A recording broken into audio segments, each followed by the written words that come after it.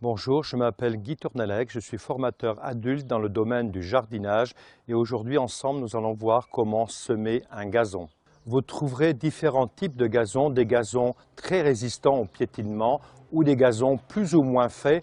À vous de choisir. Si vous avez bien sûr de nombreux enfants qui jouent au rugby sur votre pelouse, vous aurez tendance à choisir un gazon bien résistant au piétinement. L'inconvénient des gazons très résistants au piétinement, c'est que ce sont souvent des gazons à très forte croissance et vous risquez de passer de nombreux week-ends à tondre. Vous n'avez plus d'enfants qui piétinent régulièrement votre pelouse. Pour tondre moins souvent, avoir un gazon plus fin, prenez un gazon d'ornement ou gazon décor, différents noms selon les marques, mais un gazon beaucoup moins poussant.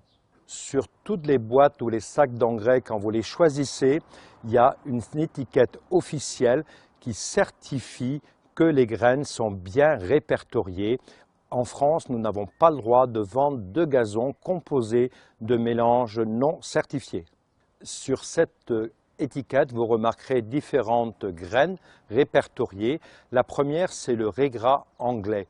Le régras anglais sert juste à occuper le sol pendant les 2 premières années et après, cette composante meurt. Dans les différents mélanges, vous avez différents de graines, dont le régras qui occupe le terrain pendant 2-3 ans et qui meurt ensuite. Mais le plus important, c'est tous les autres petites variétés, fétuques, agrostis, toutes les autres variétés qui vont occuper votre terrain à long terme. Aussi, quand vous choisissez votre mélange, regardez bien la composition. Dans les gazons les moins onéreux, il y aura beaucoup de régras, mais au bout de quelques années, votre gazon risque d'être bien miteux. La période idéale pour semer le gazon est l'automne. La terre en septembre est encore chaude. Les premières pluies arrivent, ainsi le gazon va bien s'installer avant l'hiver et comme l'automne, il y a moins de personnes à courir sur votre gazon, il sera bien enraciné avant que vous en profitiez au printemps. J'ai choisi pour préparer mon gazon de retourner la terre avec ma bêche il y a 3 semaines.